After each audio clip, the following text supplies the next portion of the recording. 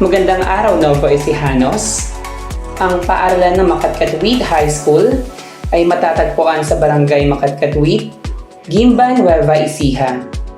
Ito ay mayroong junior at senior high school sa pangunguna ng aming butihing school head, Ma'am Rosalia Fernandez, 17 masisipag na permanent teachers, 3 clerks, 2 security guards, at 3 utilities.